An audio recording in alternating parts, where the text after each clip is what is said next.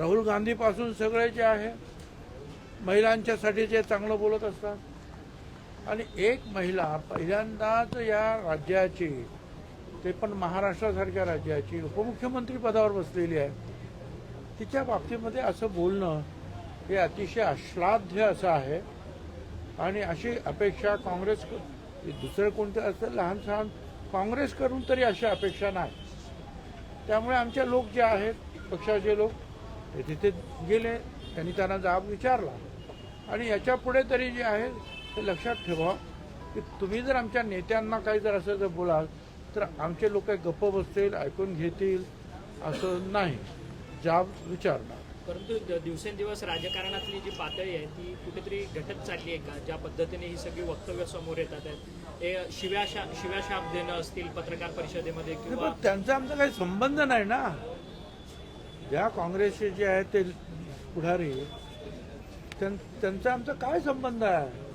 त्यांचा आणि सुनेत्राताईंचा, उपमुख्यमंत्र्यांचा काय संबंध आहे? कशासाठी हे उगीच आपला त्रास द्यायचा, कशासाठी अपमान करायचा? तर तुमच्या पक्षाने आंदोलन केलेले आहेत, मात्र अजूनही काँग्रेस त्याच्या वक्तव्यावर ठाम आहे. हर्षवर्धन सगवाल म्हणतात की सुनेत्राताईंनी दुर्गा म्हणून सिद्ध करावं, असं ओपन चॅलेंज त्यांनी दिलं. दुर्गा म्हणून सिद्ध करावं असं. आता मग तुम्ही स्वतःला काय म्हणून सिद्ध करणार आहात? काही आपण बोलतो दुर्गा म्हणून सिद्ध करावं, म्हणजे मोठमोठ्या गोष्टी सांगितल्या की काय हे सगळं जे त्यांनी केलेलं अपमान जिरून जात नाही. राजकारणामध्ये त्या सुनेत्राताई आहेत, सुनेत्राताई आहेत, उपमुख्यमंत्री आहेत, उपमुख्यमंत्री आहेत आणि पुढच्या त्या काळामध्ये जे आहे ते कर्तृत्व नक्कीच सिद्ध करून दाखवणार.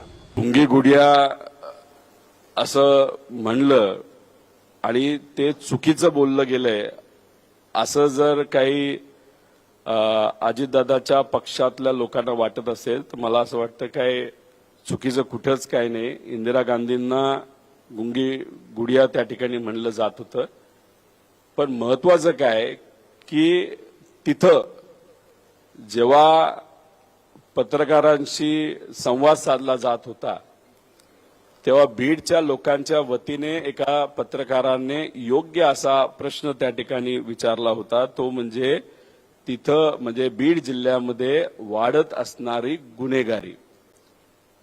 तुम्ही बघितलं असेल तिथं असणारे स्थानिक जे नेते आहेत, जे आता तालुक्यापुरते राहिलेले आहेत, त्यांनी त्या पत्रकाराला अतिशय वाईट पद्धतीने, जसं की काय ते स्वतः एक गुंड आहेत अशा टोनमध्ये गप्प बसायला लावलं, शांत बसायला लावलं आणि सामान्य लोकांसाठी जो विचारलेला प्रश्न आहे गुंडागर्दीच्या बाबतीत तो मुद्दामून दाबला.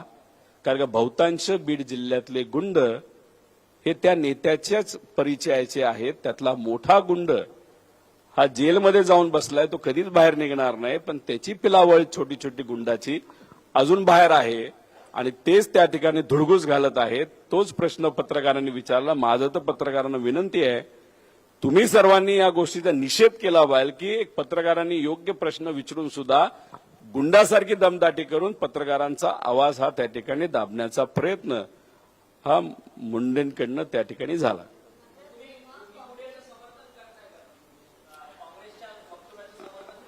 नाही, त्याला तुम्ही न पॉझिटिव्हली घेऊ शकता न निगेटिव्हली घेऊ शकता. फक्त विषय एवढाच आहे की अनेक लोकांना अजितदादांची सवय झालेली आहे. दादा आक्रमक पद्धतीने भूमिका मांडायचे, बोलायचे.